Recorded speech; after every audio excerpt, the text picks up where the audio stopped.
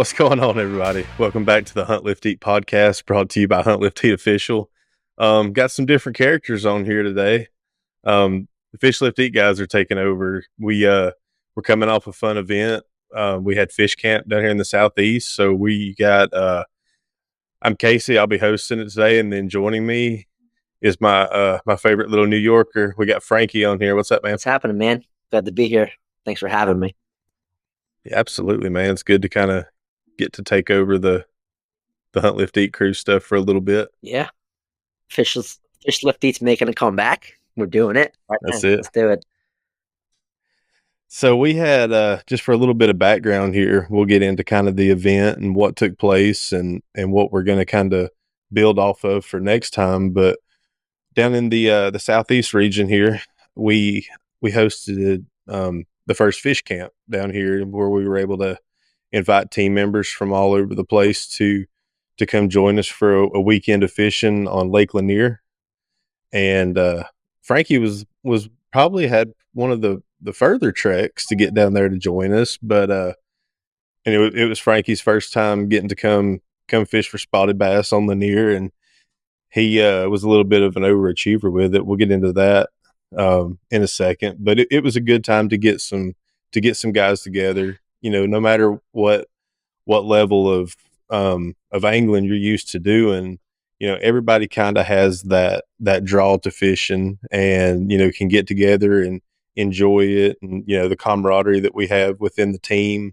But then also just getting to get outside and hang with the boys for a weekend. But Frankie, why don't you go ahead and kind of give us your overview of it? Well, I was just happy that you guys let this Northeasterner come and crash your guys' Southeast little fish camp. I thought that was awesome. I think I was talking to you, and you're like, "Hey, man, you coming to Cars for fish camp?" I'm like, "What fish camp?" He's like, "Well, I'm inviting you now." I was like, "All right." So we kind of just made it happen. I was fortunate enough to get off work, and then but I had a hiccup, was that the only direct flights out of a small airport by me was on Thursday. So I called Carter. I'm like, "Hey," "I know the guys aren't showing up till like Friday evening." I'm like, "Well, my only flight's on Thursday." He's like, "Come on, man, stay at the house." I'm like, "All right then." So, so he was still coaching. So he had like a meet, I think, on Thursday. So I was like, "It's all good." I figured I would just kind of like steal a kayak, either pack a rod or just go, buy a rod somewhere or whatever, steal one, and jump out in a kayak and just kind of like, do my own thing. And then the week of, I started kind of like talking to people, and shout out to Taylor from Fish or Die. I was talking to him. He's like, "Oh yeah, my buddy, I forget his name, but DS Bass Guy. That's like his it's like, he does his thing." I'm like, "Oh," he's like, "What dates are you going?" Blah blah. He's like, "Oh, I'm actually going to be up north with him, up in St. Lawrence River." He's like, "Why don't you come up there?" I'm like, "No, like I'm going down south, man, to try and get on some spots." So I was looking out for some guides, because I was like, you know what? If I'm going to go down the fish, I'm going to go fish, right? I reached out to a couple local guys that were recommended by Carter. They were all booked. One of them does spotted bass. One of them does stripers, predominantly stripers. I get stripers down here on the Salt. I mean, it'd be cool to catch like a freshwater striper, because to me that's like kind of foreign, And then I landed on a guy by the name of Brooks Anderson. So I like hit him up on a whim. I was like, "Hey, I just got sent, your way from a DS Bass Guide, Taylor from, Fish or Die." He's like, "Oh yeah, I know him." He's like, "Yeah, he's actually from like Pennsylvania." I'm like, "Yeah." So I'm, local to them. And I was like, "Hey man, I'm kind of thinking about coming down." I was like, "Only thing is, I don't know what time that I'm going to make it out to the lake, because I gotta fly into Atlanta, and I've never been to Atlanta Airport. I've never been to Georgia as an adult. As a kid growing up, we drove through Georgia going to like Florida for Disney and whatnot. So I was like, I don't know how that's gonna go. I gotta navigate to the Sky Train, and by the way, there's like a what looks like a city subway in like I guess to call it like the basement of like Atlanta airport. I was like, so I have to take like a subway car. It's the plane train, man. Yeah, I know, but to me, it's a subway car from because, you know. Yeah. So I'm like, oh, this is cool. I'm like, I don't even know like what I'm doing. So whatever. I navigated out, and I was like, hey man, I just, and it was cool is that like Atlanta airport has like people posted like everywhere. And I was like, hey man, do you work here? He's like, yeah. I'm like, where do I go to this like rental car city? Because I'm always used to like the rental cars being inside of the airport. He's like, all right, what you gotta do is walk outside, go across the street, go up the escalator, jump on the SkyTrain. I'm like, holy shit, I'm gonna end up being somewhere lost, whatever. It was super easy. I got my car, called up the guy. I'm like, hey man, I landed 40 minutes early. Man, this pilot, I don't know what he was drinking, but he got us there like 40 minutes early, solid. My man. It was awesome, and like which helped me because it kind of set the tone for my trip. I'm like, all right, if I can make it to the lake, I can fish, man, and get like a solid like 3 or 4 hours in. So, got my car, started driving. A GPS said like hour and 20. I mean, I think I made it like an hour and 10. Um, I will say though, Atlanta traffic might be better, might be worse than New York traffic, man. It was miserable. I was like, this is wild. Oh, I will avoid Atlanta. So I don't care how far out of the way I have to go to avoid Atlanta. I hate going through that I city. kind of couldn't because I landed in it. Right in the middle of it. But Yeah. but like once I started driving and I got on whatever that like what is it 400, 200, right? Something like that. Everything just started to like ease up, and it was I got in at like 2. I was supposed to be in like 2:30. I got in at 2. By the time I got all of my navigated through the car, probably like 3ish. So I probably caught the beginning of rush hour a bit because it's Thursday. Whatever. So I make it out. Brooks calls me. He's like, "Hey man, just touching base." I'm like, "Actually, I'm making good time." He's like, "You're driving already?" Because he knew that I was getting in later. I'm like, "Yeah." He's like, "All right, when you're 30 minutes out, call me." I'm like, "All right." So I'm driving. 30 minutes out, call him. He's like, I'm like, "I'll be there half an hour." I was like, "Great." He dropped me a pin. Turned out to be around the block from Carter, which was even better because later on when I was roasted, I didn't have to like drive for 2 hours. So I park, walk up. He's sitting there. I was like, "Hey man, I'm Brooks. Hey, I'm Frank. What's going on?" Honestly, jump in the boat and like off to the races. Super nice guy. Like I felt like kind of as our similar tone to like Hunt Lifted events. It felt like I like knew this guy forever, right? Super laid back. And I'm like, "Hey man, like I just want to catch spots." I was like, "I've never been here. I've never even been on a spot." I was like, "I'll be happy with like a half pounder. I don't care. I'm not picky." I was like, "I just came to fish and learn." And like, listen, he's a guy, so he deals with everyone, with people who are like, I don't want to talk. I just want to fish. I don't want this. I don't, what I'm saying? Like, I was like, dude, I'm just hanging out. Like, I'm just happy to be here. If we cruise around the lake and I catch a dink and I catch a fucking bluegill, I'm cool. I'm happy. So, so it was cool as that.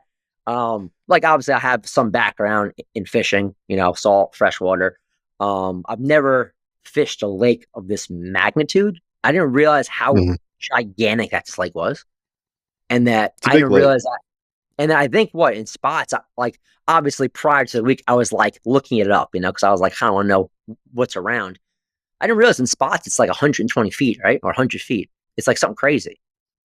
Oh, it gets deeper than that in some places. I didn't know that. Yeah, it's enormous, and it's very deep, and especially when you get down around like the Buford Dam and areas like that. There's some, there in the main channel. It gets pretty deep. So like, yeah, so like, obviously like, back home, I'm surrounded by saltwater. So we do a lot more like, predominantly saltwater. And then I'll fish for bass on like the ponds and creeks.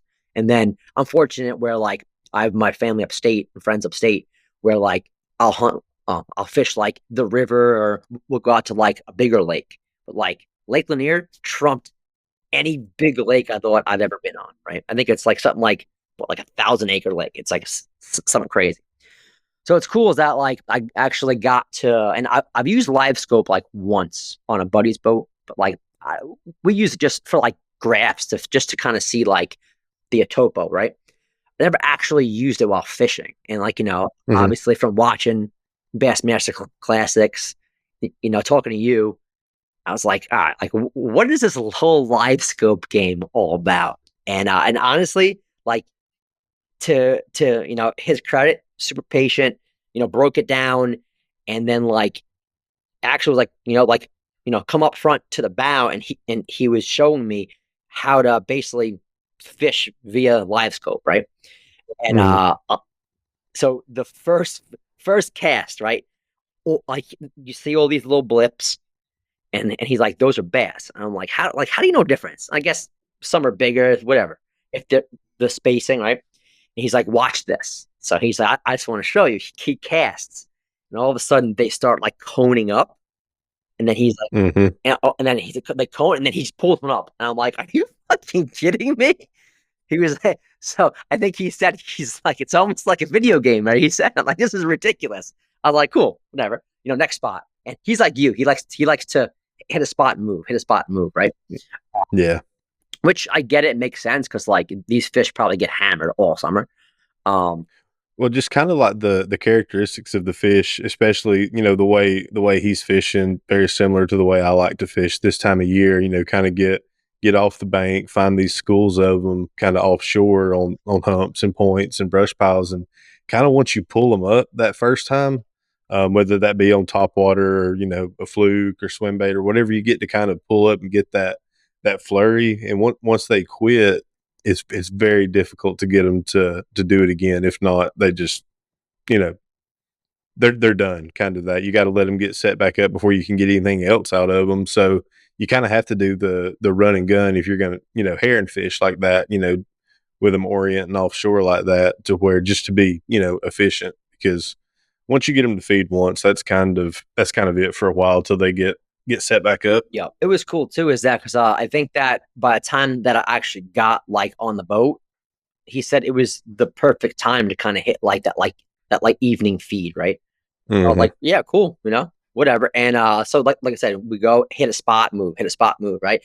It was cool is that like each spot, like it's not spotted bass, each spot that we had gone to, right? Like he would kind of like, break it down and show me everything on like the live scope, like, oh, this is what a down tree is like. Here's like a brush pile, right? It was cool to kind of learn. And then once I started fishing, so like obviously with the trolling motor, right? So wherever it's turning is where the like little sonar thing is facing. So it took me a minute to Hmm. kind of learn this. He's like, all right. And it was cool. This guy, he was making like sniper casts, like exactly. So he's like, just line yourself up and just make casts. After like 20 casts, it just becomes natural, right? And then so it's like, all right, shows me how. And then like because I was trying to do both. I'm not used to using any kind of like live scope electronic aside from my topo. So I would cast and I would try to like find my lure dropping. And I was like, yo, just where'd it go? And he'd be like, oh, it's right there. And then I kind of like lose myself in it. And then I'd see the fish grab and I try to like set the hook like that. And like it took me a minute to kind of like, all right, when they start coning up or they start coming up, right? Then you kind of gotta look up or watch them swirl. And then he even said he's like it's not like back home when I'm doing like largemouth, how they're gonna hit and you can like rip them. He was like, just keep reeling, keep reeling until you feel that like gumness pressure, and then just pull up and keep going, right? So it took me a few bites. The first one instinctually, like I saw him, he came up, womp, and I went, woof. The fluke came flying out, and he's like, I'm glad that happened because now, because he didn't tell me, whatever. So next spot, whatever. So now I'm like, all right, and then like for a while it was kind of like a low. And then I guess as the like heat broke, now I'm like, all right. So now I'm watching and watching. Now we come up, and I saw this thing come up and hit. I'm like, oh god, just keep reeling, keep reeling, keep reeling. And finally, I was like, got him. It was probably like a 2.5 pounder, but my first spot. And like, dude, like those little things fight, man. Like I'm used to like smallmouths on like the river. It was like a smallmouth on steroids at like depth. You know what I'm saying? Like, because I think we were pulling them up at like Yeah. 20, 26, 30 feet. It was awesome. And then like once I got like the first one, like everything kind of like came together, like how to how to navigate LiveScope. Because obviously I've never like been on spots, so the spots are a bit different compared to the smallmouth and a largemouth. But they're super aggressive and they're super fun. Yeah, they're fun fish. I love spotted bass. It's kind of a Lanier is kind of a special treat when it comes to spotted bass, just because of the size that they grow to. But like another lake that we have close by here, Lake Hartwell, kind of when you get into the tournament fishing thing, you can't like solely rely on spotted Right. bass just because of the size up there as compared to Lanier. Yep. Like you kind of like largemouth still play a lot more on that lake and most other bodies of water that have spotted bass than they do on Lanier. It's it's the top spotted bass fishery in the country, hands down. It Like was awesome. you're not gonna go you're not gonna go anywhere and be able to catch a 4.5, 5+ pound spotted bass. I don't want to say consistently because that's still, I mean, that's a big fish, that's a hard fish to get. Like, but knowing that you have that, it's like going to Lake Fork out in Texas, Okay.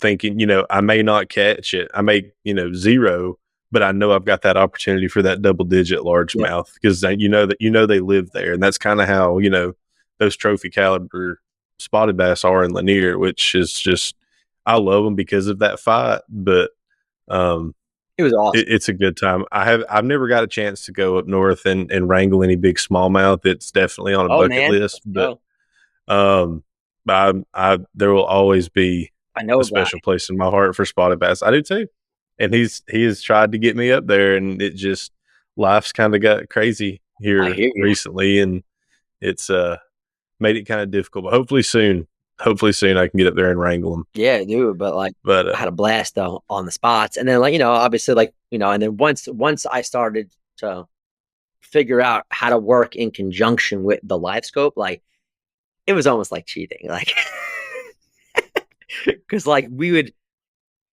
like he'd be like, all right, they're at 30 feet, right? Just cast out over the motor and let it fall, right? And you'd watch it like going down. It was just a fluke. It go down, and then once it like got to them, and you'd see like the bushes with all the little bass hanging in there. And I'm like, those are all bass. He's like, yeah. And we pulled up to like one spot, and like there was more dots than I can count. He's like, oh man, this is a good spot. It's got to be like 100 or 200. I'm like, get the hell out of here. He's like, yeah. So then he's like, all right. So like as I'm like reeling it up, right? They're coming up, and then I like you'd see them hitting, like because I guess when there's multiple, they get like a competitive, right? So you see them they're just hitting fighting over that it. Yeah, and they're hitting that, and then all of a sudden they start schooling. So he's like, all right. So he grabs like a chug bug, like a popper, and he's like, listen, he's like, they're schooling. He's like, I'm gonna go. He's like, when I hook one, like, or when I'm gonna cast and they're gonna hit, follow me up, right? So like, all right. So he goes and he's chugging, chugging, chugging, and you see him just all come and swipe it. So and I'm like behind him, like stacked up, and like, right. So he rips one, then I rip one, and I was like, that was amazing. That was incredible. All you see is like a million fish coming out popping. I was like, this is awesome. And then like I was hooked. I was like, man, if I don't catch another bass, I'm good.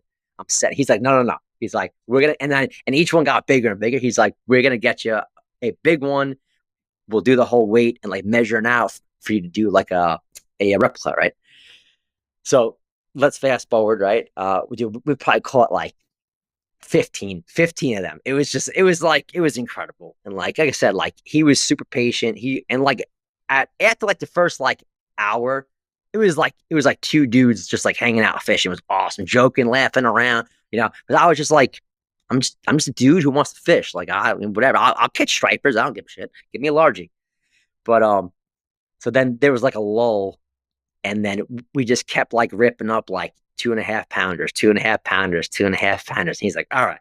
He's like, I'm gonna take you to a spot where my buddy lost like a 5 or 6 pounder. He's like, because he knew my whole traveling. I was coming down to see you guys. I was staying at the lake, and he's like, you're gonna go fish on Saturday. He's like, you might catch a couple. He's like, boat trap is gonna be wild. He's like, I'm gonna get you like a trophy fish. That is good for your first time. I'm like, yeah. I'm like, cool, whatever. So we go and like honestly, that lake is so big that like after a while, like you know how this what it's called the Three Sisters, right? Hmm. I feel like there's like a couple of those islands that all look the same. So I'm like, dude, I don't even know where I am right now. Like, so anyway, so we go and there's like a pontoon boat kind of like in our area, and it's like a family, and you can see like they're probably been sitting there for a while. There's like kids running around, and dude, like we like roll up to it, and like they're a good like 50 yards away from us, so we know we're not like inhibiting them. And I cast right, and like I'm watching the thing, all of a sudden I feel it. I feel a hit, and all of a sudden it's like this thing just drops, and and like he looks at me, and like he's like, "Is that a big one?" I'm like, "Oh no, man, this thing feels heavy," and she's fighting me. So I'm like this, and I'm like trying not to like freaking rip her off, right? And then she comes up, like I see her surface at the boat, maybe like 10 yards out, whatever. He looks at me, and his eyes go whoop. He's like, let me get the net." So now I'm like trying to like flip her, and she goes under the boat, and I'm like, no. And that family's looking at us and all in the stop fishing, like, these guys just pulled up, seriously. So like, so finally I'm fighting her, and I'm like letting her, just trying to like, tide her out, loosen my drag, let her, run a little bit. So I'm like, I don't want to lose this fish. This might be the last fish of my evening. Lo and behold, we get her, and like, dude, 4.9 pounds, and she was like just over 20 inches. The pontoon boat was like cheer, like, yeah. It was honestly, it was awesome. Like, it was cool is that like his energy like matched mine. He was freaking stoked. I was like beside myself. And like he looked to me, and like he's like, dude, he's like, this is a good fish for Lake Lanier. It's a great fish. So like, and like he's like, you want to end on that? It was getting late. I'm like, I'm good, man. I'm like, I could have ended 2 hours ago, but I'm good. Like, I'm good. So super nice guy. And then so then like the boat's like, what are you guys throwing? Because like they're like, we've been here for 4 hours. Right. So again, to his credit, he rolls up. He's like, hey, like I'm using a fluke, weightless, pulls out a pack, gives him the pack. And the guy's like, well, like, how do I rig it? Shows him how to Texas rig it. Like, saying like that's what fishing's all about, man. Is just Yeah. like sharing that passion and like teaching that like next generation, And it's cool is that like that's really what like we're all about here. It's just like kind of like sharing that passion, spreading it out. And like it was cool. It was like that also, like obviously the fish was awesome, but like that also kind of like made like my day. You know what I'm saying? Yeah. And dude, it was just awesome. And then like it was cool is that then our like cruise back, we were joking around, talking about the fish. It was awesome, dude. Like it was just like a blast, and it's something that like I'll honestly like never forget. So it was awesome. That's awesome. I'm glad you got to experience that for your first trip down, just to kind of give you a taste of what Lanier really does. But that's a good segue now into kind of talk about kind of what I envisioned for doing this fish camp deal. Was I knew that we were going to have people from all different experience levels of fishing, whether that be, I mean, we had some guys that all they've ever done is trout fished, and people coming from different areas and things like that. So just kind of wanted to be able to get those guys together and provide an experience with some, hopefully some good memories along the way, some good times, but also kind of that education piece too, to where, no matter what happened on the water, they were able to go back home, to their area, whatever their style of fishing was, and apply something that, that they learned there, at the group, with the team to, to make them a better angler going forward. And, the group of guys that we had, I think that's, you probably couldn't get a larger range of experience Yeah. and, Right. and styles of fishing, if you call it that, Yeah. in one group. But it just goes to show how good of a time we can have when you get together. So what we ended up having two boats of guys go out. So we had my boat, and it was me, Frankie, and Roger, who That's came down from, And that was, Roger was kind of his background was a lot of trout fishing, pan fishing, things like that. And then we had another boat. We had my brother come down, and he brought his boat. We had the the A team on that boat. We had Carter and old Chadwick. They went, and so just for y'all heard Frankie talking about LiveScope and stuff like that. Like my boat is equipped with LiveScope. I use it a fair amount. But then like my brother's boat, he did not have LiveScope. So not that that is any kind of determining factor on being able to catch fish or not. It just means we have to go, target them in different ways. So we got a little bit later start than I wanted, but we blasted off from the ramp there, and that the other guys, they kind of went up into some pockets where I knew that there was a lot of bait and historically a lot of fish hold up where they kind of fish some shallower stuff, some docks and lay downs and stuff like that to try to get those fish. And then and we had Spencer. I forgot about Spencer. He caught the first fish, man. For a guy who goes, I don't even want to go fishing. He freaking guy caught the first fish today. Spencer almost did. He wasn't even going to come to camp at all, and then he shows up, and then he wasn't going to go fishing. He was just going to come hang out on the boat for a couple hours, and yeah, he ends up catching the first one. But anyway, so we run. I told him we were going to go kind of similar to how you fished a couple days prior. We were going to go chase these bigger groups during that morning feeding window, and try to catch them on top water, some flukes, swim bait, stuff like that. Pulled up to first spot, and lo and behold, there's 3 or 4 boats sitting on it. Yep. And it's like, well, we're not going here. Plan B. So then we run across the other side of the lake, and we come up on an area that's I had not been to it in probably a month or two. That specific spot in that area, but historically, there's just always been able to find fish in that area. So we pull up, and it doesn't take long. I start seeing some activity on LiveScope, and we looked at them. We ran some side imaging and down imaging on the console electronics just to make sure that that when we dropped the trolling motor that we had opportunity to catch fish. So we start working in, and it doesn't take long. We're seeing fish bust on the top. They're coming up, they're feeding. It's good. Didn't really, I think we had a couple that I was able to get on a skimmer, and they both came off. In one group, then Spencer was able to catch a nice fish on a fluke, and he let us hear about it the rest of the day, how he caught the first fish. I'm not even on the fun boat. I'm not even on the fun boat, and I caught the first fish. That's right. He kept saying that. He kept saying all kind of stuff, and we told him. So we did that. He can talk all he wants, but if I remember right, I think somebody had to tie his lure on and rig it for him and do everything else. All he had to do was cast it. That's right. Actually, but we love you, Spencer. We're glad you're there, buddy. You provided plenty of entertainment for us. Oh. Anyway, so we ran around for most of the morning trying to find different schools to get them to cooperate, and didn't have a whole lot of luck with top water. Went up to another spot. I think we got Roger one on a fluke. Yep. And we had probably one of the craziest encounters with a spotted bass I've ever had. So just for some background here, Frankie actually has a larger PB spotted bass than I do. And I grew up fishing on Lake Lanier. I'll put it this way, a larger one than I've ever put on a scale. So, and what I'm saying by that is, like my dad and my uncle, when I was, younger and growing up, they were striper guides on Lake Lanier. Oh, nice. I know that. Yeah.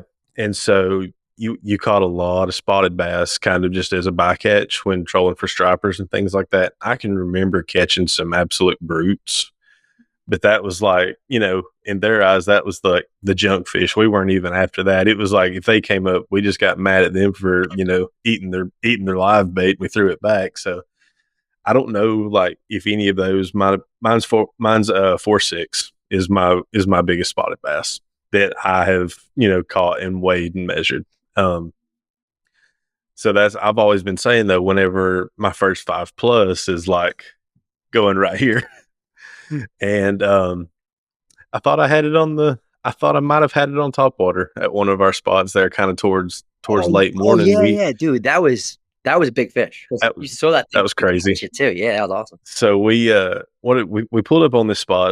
Probably one of my favorite spots on the lake. It is. I mean, I might as well give y'all the GPS coordinate because it's just a community hole. A lot of people fishing there, But we're not gonna do that. but We're definitely not gonna do but I'm not going to just in case. But we pull up and it was like as soon as we drop the trolling motor, like we're seeing fish feed, like I'm getting that good feeling. And there's a pretty good group of them, but the thing that was kind of weird about them was how they weren't like set up on, the brush or the rock that was there. Like they were kind of just roaming around. So, we were chasing them. I remember like the first cast we did, I threw a fluke out there and I had like, 5 or 6 of them follow it all the way, right up to the bow of the boat. And, seeing that and that the quality was there, like it was, all big fish that followed up. And I'm just thinking, here we go. Like I'm about to, rip the rods out of these guys' hands. So we keep chasing them around and, I think everybody was kind of throwing some flukes, some swim baits. We mixed a few things up trying to get a reaction out of them. And then I was working a top water. I was throwing I'm a skimmer. And we finally get the boat positioned right one time. I make a pretty long cast over the front of them and start walking it back. And then like Frankie talked about earlier, seeing the dots kind of start to cone and come up on LiveScope. We see that. And then when we look up, all we see is a spotted bass come clear out of the water. Like it came up, just completely missed the bait, which was fine. But it came up and just like Free Willy at SeaWorld, jumped over it, just come completely out of the water and jumped over the bait. I was just like, whoa, never seen that happen like that before. And then in like the next instance, like the rod just almost gets pulled out of my hand. And like, lean into it, like have it on for a little bit, start working it back. And then it turned and one way or another, it ended up coming off. And it was just like, man, the wind was out of my sails there for a minute. Cause when we got it back in and got to looking at the bait and it had even like, bent the hook out some, like it was a hoss. It would have definitely been the icing on the cake, but whatever. It's still there. I can go back and get it another day. It just didn't happen that time. So That would have been then, a wall fish right there, man. I think. I mean, I don't want to speculate. It could have been like 2 pounds and just, I may have just had a crappy hook I was on, like which I 8 pounder, man. I was like I had brand new hooks, but, I definitely feel like it could have been my wall fish, but it's fine. We'll get it. But, I think the approach is though, just to kind of show um, the difference in the two boats, why Frankie was referring to the other boat as the fun boat. We start getting a report from them that not only have they not really caught anything, that Chad had already jumped in the water 2 or 3 times. And which was funny though, my brother did say that, every time Chad jumped in the water, he did catch a fish pretty close to Chad. which is actually pretty funny though. Yeah. It's pretty hilarious. But no, man, it was a good time. I will say it was a tough day. I think we ended up in our boat. What do we have? 5 or 6 fish come in. Something like that. Yeah. I think what I mean, it was handled. Nothing, not much size. But we had a handful of fish to come in. It was a good time. Between the two boats, probably looking at a dozen fish landed, and we had at least 5 or 6 more that came off. That that's fishing. But overall, it was a good time. But what the things that I really enjoyed about it was kind of, getting to show you some stuff that was, relevant to fishing there, getting to show Roger some stuff that was relevant to fishing there, and, things that maybe y'all hadn't been exposed to. And I know you and I spent a lot of time kind of, trying to dial you in on LiveScope, getting you a little bit more familiar with that, and kind of what, why we look at stuff the way we do, and, boat position and things like that. So I had as much fun kind of getting to share that stuff with y'all as I did catching any of the fish. Yeah, I mean that was awesome. You can make blind cat if you make enough blind casts out into any body of water that has fish, like you'll eventually catch something. Oh right? yeah. Yep. Yep. But it was, I enjoyed kind of getting to share with y'all kind of how I break down the stuff that time of year, like why we're doing what we're doing, That was super and helpful things like too, by that. the So way. Yeah. That was like, yeah, like I said, I enjoy that stuff. yeah, it was super helpful because, and then like I think we spent some time kind of like by that like ledge, right, for a while, and Hmm. that's when like, so like I had only been using the LiveScope on like deeper brush piles, right? Not like on like, for lack of a term, like, structure, ledges, shallows. It was cool getting to like spend some time with you when, especially when the other guys kind of like burnt out. And I'm like, bro, I could do this all day. And then I get to kind of actually like work the motor and actually kind of now see, okay, like see like the different topo as I'm trying to fish it and like now Hmm. seeing different structure and ledges and drop offs and points actually on the live scope while I'm fishing. So that was super cool. And like it was just wild how different the conditions were from Thursday to Saturday. And it's such a short span. And then trying to get those fish to finesse, right, on the guppy heads, I think it was, right, or the Hmm. small jig heads.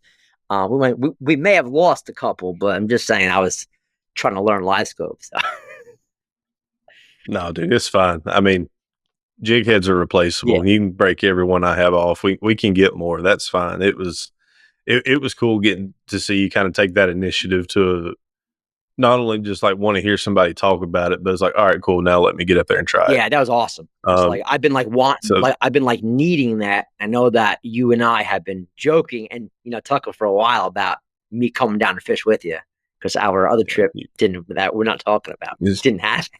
yeah, the one when Frankie bailed on us at the last minute. It was unforeseen, but I will say though, I did not blow up your bait caster. I actually, in fact, fixed your bait caster. Okay, actually, all right, here we go. This is a funny thing. So, a lot of people that kind of have, that are new to bait casters and things like that. Everybody's going to be a little bit skeptical to pick one up, much less like somebody else's when we're on the water. Well, if y'all have listened to many of our episodes over on the Fish Lift Eat podcast, y'all know that one of my like little rabbit holes that I like to go down that I might have too much of a obsession with is big swim baits and big glide baits. And if you know anything about them, you understand that those are not your easily replaceable baits. Those are the ones that you pray your wife never knows what you actually paid for them. And well, I have a bunch of my rods out on the deck, and I don't care what time of year it is, you will never see me on the lake without a glide bait tied on. And I'm up there, we're still trying to, catch these offshore fish, on top water stuff. And Frankie's like, "Hey, you mind if I throw that bait cast or something?" And I was like, "Yeah, dude, go for it. I don't care." And I'm thinking I've got, a couple up there with some, some walking baits, some, chug bugs, stuff like that, like a handful of bait casters on the deck. And lo and behold, this dude goes up there and he picks up my swim bait rod with, my fatback hair and glide bait on it. And he's just like, "Yeah, you care if I throw it?" And I'm like, I like the thought crossed my head of just like, hell no. and, and I was like, "That's fine." I was like, "I care more about that bait than I do the rod though. So like, pitch it out there a little bit, but just know you're going swimming if you break that off. Like just don't throw it out in the middle of the lake where there's absolutely no brush, no structure, no dock, nothing like that." But you did good, man. Like the biggest thing with throwing stuff like that is just having the Yeah, confidence to yeah, just commit to it, do it. Like at the end of the day, like it's still just another fishing lure, and it's all the same. They're all replaceable. I was just giving you a hard time, but yeah, just out of nowhere, Frank's like, "All right, I'm gonna throw your big glide bait." and it's funny is that so I have a couple bait casters, but so I reel lefty, which is fine, but like Casey said, it's always nerve wracking when you grab somebody else's because you never want to mess up their setting. So I'm like, hey man, I'm gonna tighten them brakes so I don't Oh yeah, I did say that. I was like, "Hey," before I handed it to him, I reached over and I turned the brakes all the way up. I backed it down to like eight or nine because that's when I like run mine, and then I don't usually throw like those heavy ass glide baits. So I'm like, all right, let me pitch it out first to kind of feel the weight. Let me make sure that my not my drag, my tensioner is set so I don't just launch this thing out and just keeps going. And I did say though, hey man, like I'll buy you one if I lose it. I know that it's not gonna replace that one. But I was like, hey man, because I thought I was like, wee, it's gonna go because that thing was heavy, man. That thing was heavy. But no, it was all good. After a while, then Well, let's see. I think I've got one right he was here. jonesing, so then I put it down, and then I think I grabbed your popper instead, and I was like, all right, this is more my style. Uh, but nah, it was all good. And then I think that you had one. I think I picked one up on your deck that was all kinds of twisted up, and I think Well, we had one. It was one I had a chug bug on. I think there was a kink or something in the spool, and I had noticed when I was fishing with it that it had broke in the spool, so I just quit throwing it. And here we go. Just for compare, this is it was not the definitely bigger exact than one. that one. It was way bigger than that one, wasn't it? No, this is a fatback Oh, was that it? heron glide right here. Yeah, I think it's heavy. It was a different color pattern than that, but yeah, we know. I didn't let him have the real big stuff. But I was happy that I didn't blow up and or lose one of your baits. But instead, I sat there and I fixed your bait cast or Jonah Lull. You did. You had more patience than I did, I because fixed when that shit out. I was trying to take guys fishing, the last thing I was worried about was respooling a reel. But no, it is. But like I wanted to use that Mm-hmm. bait, so I was like, we're in a lull. And I think that might have been when you were re-rigging one of the other guys. So I'm like, all right, I'm just gonna sit here, and I was just pulling out, pulling out, pulling out. I got down to it. Fixed it, snipped it. Fix your line. I'm like, all right, well, now I'm good, and that was it. So, but no, man, I had an absolute blast, and like I was just happy just to be able to like make it out with you. So now that we've been talking about this for like 2 years now, right? Um, Yeah. but like aside from all the fishing, like fishing is fun, but like really, I came down to like see you boys, and then it was nice. Carter, opened up his brand new house to all of us, let us invade his family's lives, and it was awesome. Like, I got to get in a workout, go for a run down to the lake. I ate a lot of biscuits because it's Georgia. I cannot. It's Georgia, man. It's Georgia. No, dude, it was awesome. Like it was, and then like for me, what kind of like topped it off is that like I got to spend my birthday with you guys fishing and hanging out. So that was pretty sweet. Yeah. So We did take Frank to the Mexican restaurant so that we can give him the proper Georgia birthday celebration. yeah, and it was good too. I mean, it was fun. It was great. But yeah, man, like I'll definitely. Oh, and I got to go to Hammond's. So, If you come to North Georgia, if you're within 2 hours of Hammonds, you need to experience that. It's a special place. It's kind of for us around here, we probably take it for granted a little bit just because it's always been so easily accessible, but it's for a privately owned, there he is. Hammond's, There's his keepsake. gotta buy something. But I mean, it's for those of y'all listening that don't know what Hammonds is, it's a privately owned tackle shop, and it's a true like one-stop shop for whatever kind of fishing in this area that that you're partaking in. And it's owned and ran by some really great people that are for our sport and for this the industry as a whole. They do a really good job, specifically around Lanier in our area, because it's they're just a mile or two off the shores of Lanier, but they're very pro fishing, obviously, but they do a lot of work to to help our sport, and they support a lot of the heavy hitters that come out of our area here. And then I mean, So yeah, check out Hammonds. super super knowledgeable, super friendly. It's funny. So I'm not sure if I told you that. Like I was talking to Carter. I'm like, hey man, like I'm gonna hit up Hammonds at some point. He's like, how the hell would you know about Hammonds? And I'm like, well, I mean, like I do follow some fishing, like Bassmaster, and some of the pros. I'm like, and they're always talking about Hammonds on Lanier. So I'm like, it's got to be a great spot if like all the pros go down there, right? So he's like, that's incredible. So I made it a point. He took me, and I actually was trying to buy some stickers for like the kids and like, coolers and water bottles. Man, he's like, hang on, runs in the back, just hands me a stack of stickers. I'm like, how much are you? He's like, you're good, man.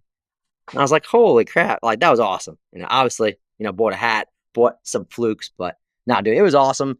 And like, I'm just super fortunate to have had this opportunity, like outside of like me trying to find everything myself and like where to stay, a boat. Obviously I found a guide, but like in general, like if it wasn't for this group and this team, like I wouldn't have had this opportunity, or which would have been a lot more difficult for me. Yeah. And I think the value of the team really showed itself, and I got to see this part of it a little bit more than maybe even y'all did. Because if you heard me mention kind of at the beginning of this, when we were kind of after getting a head count, when we had an idea of how many guys we were going to have, trying to get some, make sure everybody had enough, space on the water. So trying to get boats lined up. So my little brother was an easy snag for me. So, he was able to come down with his boat and take some guys out. And, my brother's he's not a part of Hunt Lift Eat at the moment. And, outside of, he knew Carter just because, Carter and I have been, close since we were in college and stuff like that. So Brian's been on hunting trips and stuff with Carter. Like they were familiar with each other, but outside of that, he didn't know anybody else that was coming there. I told him we had this like crazy little cop from New York that was going to come down and yell at you and might tase you, but and he was all about it. Well, he, just kind of because of work background and personalities and stuff, like him and Chad hit it off really Yep. hard to the point like, I mean, they've had communication even past that weekend. But if it hadn't been for that, that was where they got introduced, and we're talking, trying to coordinate plans to kind of get together again and hang out and stuff like that.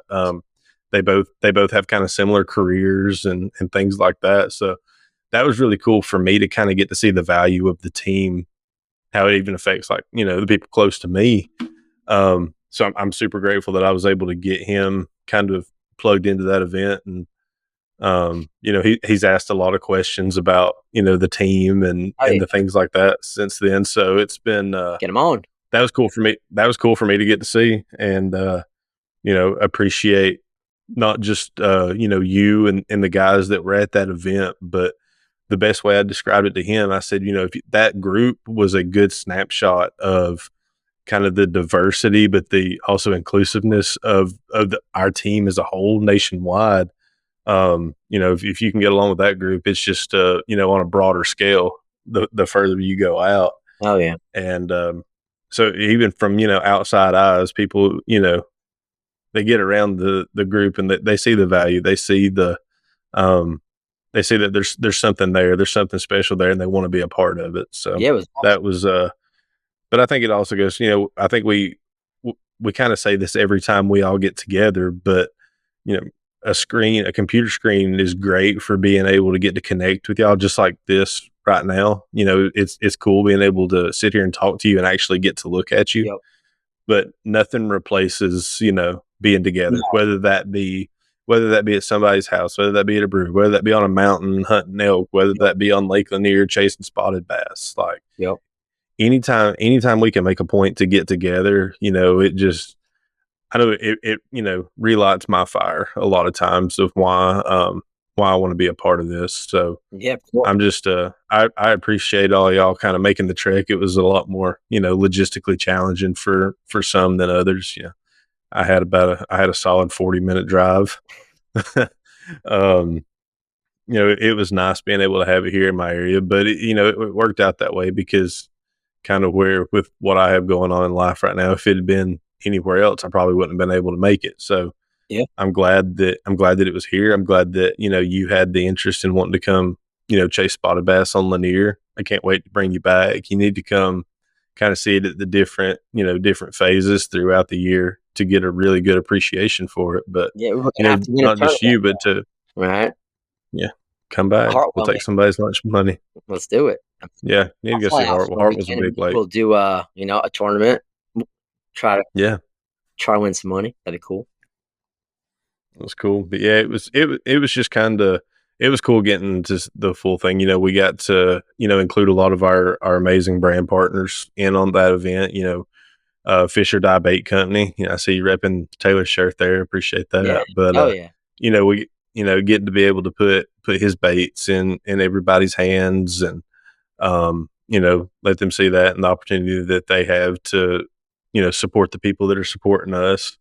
Even some brand partners that most people might not think would have been applicable to bass fishing. How many times did we use that fetch a fly? Oh my god! Actually, I took some pictures of you doing that. It was a ton, Mm-hmm. especially like Mm-hmm. Oh, on that little cliff. yeah, It's called yeah. whatever. Yeah, When Frankie kept getting the swim baits hung up. I wasn't the only one, but No, but no, I mean that's what I'm saying though. That's the being able to get the support and um, talk about the people that support us and the brands that we've partnered with yep. Skeeter, is Skeeter really cool. boats. If you're listening, I got to drive a Skeeter, and it was awesome. And I actually tagged them, and they responded, which was even better. But hey, man, if Skeeter Boats wants to deck out a Hunt Lifty efficiency boat, I mean, I'm just saying we got a couple guys that would rep the tournament. Well, I'll just put this out there for him too. I will be trading that boat in, after the season. So hit me up if y'all want to talk. Well, dude, like all joking aside, like it's funny that like after I posted that, people back home were like, "Yo, like whose boat is that?" And I was like, "Dude, that was like driving like a Formula One drag car on the water." And I'll like never forget. He's like, "Hey, man, ever drive a bass boat?" I'm like, "Not this big." He's like, "Go ahead." So what happened? We got back to the dock. We were about to load the boat up, put it back on the trailer, and I went up and I got the truck and I backed it in, and I was too lazy to tie it off, so I just got Frankie to sit there and hold the dock. So I didn't have to tie the boat up. So we got back on the boat, and or I think whenever I was up there, you had made some joke about like, "Oh, we'll be back soon" or something Yeah. like you were going to take off in it. And I I was was like, just "See you like, later." "Do it." So come walking back down, got the trailer put in the water, and I was just like, "Well, you ever drove a bass boat?" And that's when Frank's like, "Oh, not this big." So we got it. I turned it around, pointed it towards the main lake, and jumped out of the seat and said, "Go." So now I'm like, all right. So I'm like, all right. Well, first off, like, it's not my boat. It's a Skeeter. I definitely don't want to crash this fucking thing. And then I'm like, all right, let me just be easy with the throttle. And he's like, nah, man, like, go ahead. And like, I like looked at Roger, and Roger's like, I don't know. I'm like, all right, put it down. He's like, hit that hot foot. So I like was feathering. He's like, you can put it all the way down. I'm like, oh shit, all right, here we go, dude. I mean, like that was awesome. Like that was just fun. It's cool. That was cool. Yeah. So Frankie got to take the boat for a spin. We let Roger take it for a spin. It was a good time. I know Frankie's actually. I've seen that on your social account Yeah. a few times. So go ahead and anybody wants to see a New Yorker down here in Georgia with just a smile ear to ear like a kid in the candy store, go check out Frankie's socials and check that reel out. Where can they find you at to see So that? I actually rebranded. So it was Bird Dogs and Wild West. That's why I'm throwing you Yeah. a bone here. So it's the Legacy Outdoorsman. We are rebranding just cause. So that's kind of gonna segue into something else later on. But I get a lot of questions, especially after being involved with, Hunt Lift Eat. But hey, man, like I want to learn to do this and learn to do that. So I've actually been helping out a lot of people like locally with questions. Obviously, right now it's summertime, so people have questions about rods and reels and knots and baits and like where to go and whatnot. So I've been helping people out.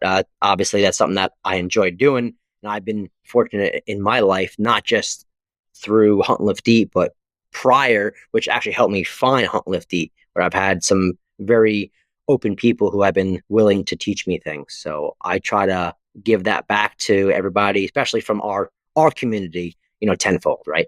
I've no problem taking people out fishing, especially now, like I have boys, right? My boys love fishing, and I can't tell you how many of their friends, like parents, like, hey man, like Mike, I don't even know how to fish, so I'll teach them to fish. It's really cool, and again, it kind of comes full circle to really what this is, right? This is a community that like we want to be able to share with our kids, our friends, our family, right?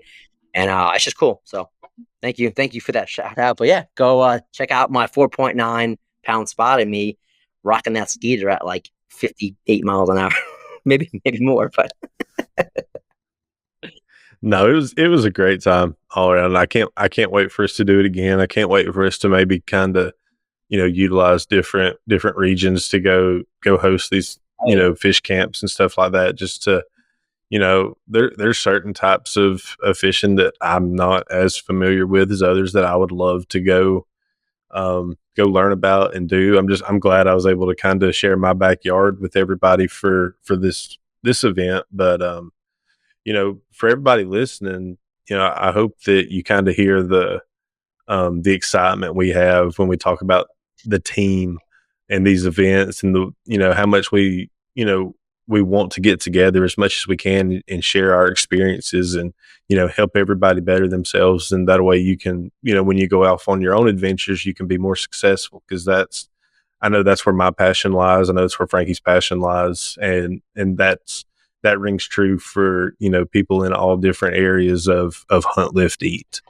Whether you're talking about hunting elk with a bow, or bear, any kind of hunting adventure you might have, like there's somebody like that can help you get the tools and equip yourself to be successful with that. So I hope you can see the value in the team and why we all love it so much and why it's such an important thing to us. But I know I can't wait for Fish Camp Round 2.